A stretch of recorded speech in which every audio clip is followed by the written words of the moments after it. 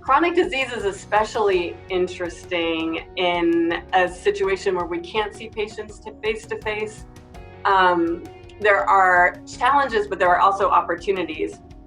One of the nice opportunities with chronic disease management is because it's not addressing an acute problem, the actual physical exam part of the visit becomes less critical, and it's really focused on education and patient empowerment. So we can really focus on that a lot more with our patients.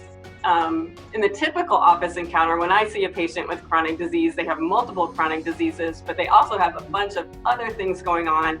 And we only have 15 minutes. So by the time we've addressed all of their acute problems, I run out of time. I can't empower them. I can't educate them. I can just barely make sure that they've gotten their medications refilled.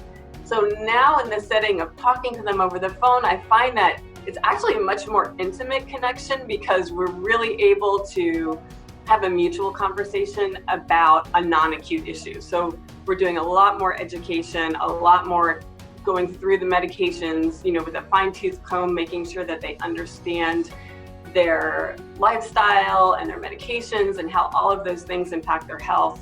What's really necessary in order to complete this picture is we need some feedback. We need data to know that these interventions are having an impact. So blood pressure is critical for a person who suffers from hypertension to know what their blood pressure is. It's been much easier for us adapting to treating diabetes over the telephone because most diabetics already have a home blood sugar monitor, but not so much for our hypertensives. A few of them have blood pressure monitors, which is great. I was on the phone with a patient just on Monday, and she has a horrible uncontrolled blood pressure. She has a history of an aortic aneurysm, so for her it's critical. We have to keep her systolic blood pressure under 120, and the last time I saw her, it was high and we had to send her to the ER, and I was like, I'm not going to be able to take care of this patient without sending her to the ER because she's just not amenable to over the phone care. But then she told me that she had a blood pressure cuff, and she took it out of the box and we used it right with her at that moment over the phone. And she was able to tell me her blood pressure, which was not perfect, but it was not ER material. So we were able to keep her out of the emergency room because she had this monitor, but she's one of the few.